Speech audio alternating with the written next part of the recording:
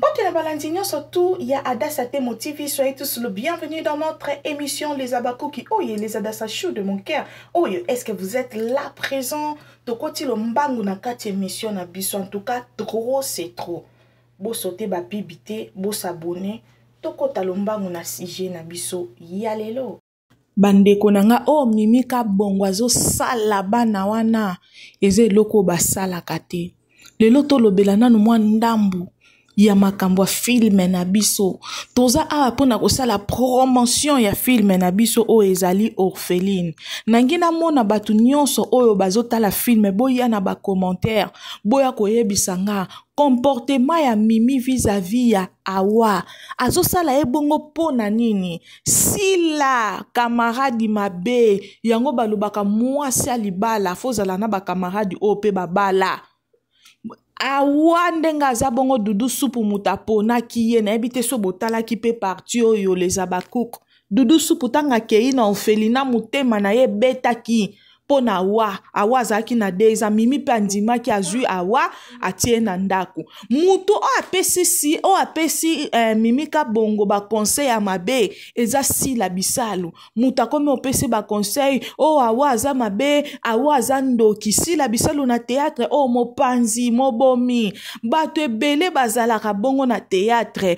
na vie réelle omono oza na camarade moko azolinga to avancer oza na camarade moko azolinga to kende liboso soko obeteli ka bolamu na yo obeteli makamu na yo ya libala na yo ye azotia o kaka ba agitation pono boya mobali na yo azotia o ba agitation pona yo na bana na obozala bien te eza lokwa sila bisalu Mimi sila bisalu cotissionnaire parce que oza une femme sage te bayebisaka biso une femme sage bâtit sa maison mais Mimi aza femme sage te Mimi azui Awa akomisie mwana musala na kati ya ndako wana et pourtant ke yo moko mutokendaki kozwa na orphelina olingaki ye na vinde tozalaka bo il faut pas to vivre na opinion abatu na vinde tozala bo il faut pas to vivre parce que mutu o asali bo biso pe to sala boy Mimi ka bongo il fallait pas o vivre na opinion ya sila bisalu il fallait o vivre na opinion personnelle o eza opinion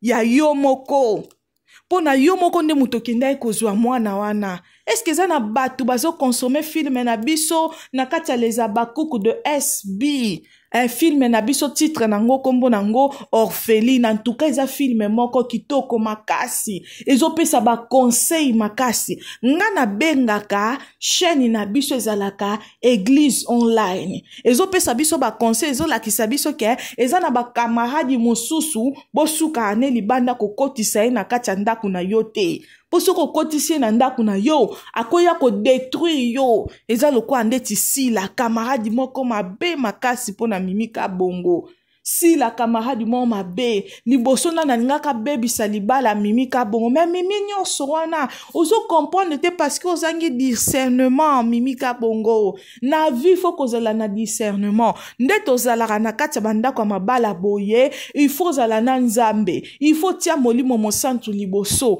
moto aza na molimo mosantu te akumba mamaka amemamaka kaka boye loko Mimi ka bongo ndako na eza détruire bana na ye bayebi salate Awa sokolela bana Mimi ka bongo bamba pasa Mimi ka bongo Sephora asokolela bango tina basuna bango parce que azo nyokola ye mais loba nzambe mususu lobi ya Awa nzambe ne mutayebi en tout cas eza film moko kitoko makasi les Abakouk boya bo commenter na se eloko nini oyo bino bozo mona film wana bozo mona ngondeni filme wana ezopesa bino conseil nini en tout cas nga non sepela na série o makasi na kati ya SB si la bisalu officiel to lancer pe filme na biso mususu ya sika o eza silence complice bozoyoka silence complice donc eza filme moko kitoko makasi na yebite soki batu déjà bo consommer ango premier épisode lelo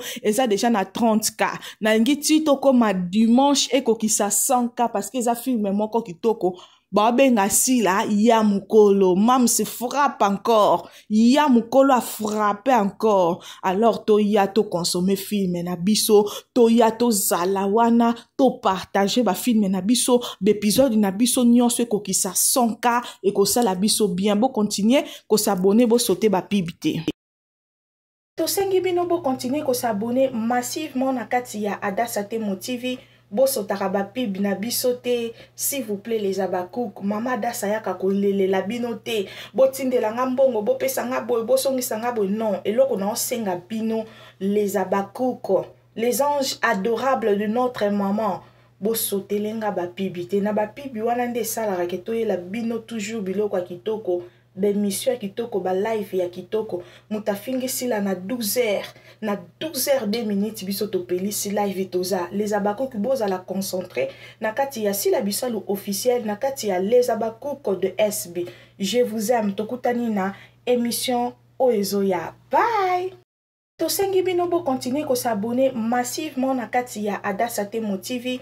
Bo sotaka ba pib na biso te, s'il vous plaît les abakouk. Mama Dasa yaka ko lele la bino te. Bo tindela nga mbongo, bo pesa nga boy, bo songisa nga boy. Non, eloko na osenga bino les abakouk. Les anges adorables de notre maman.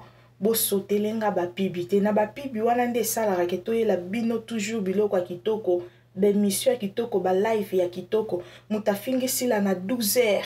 Na 12h 2 minutes biso to peli si live toza. Les abakouk boza la concentrer. Na kati ya sila bisalu officiel. Na kati ya les abakouk de SB.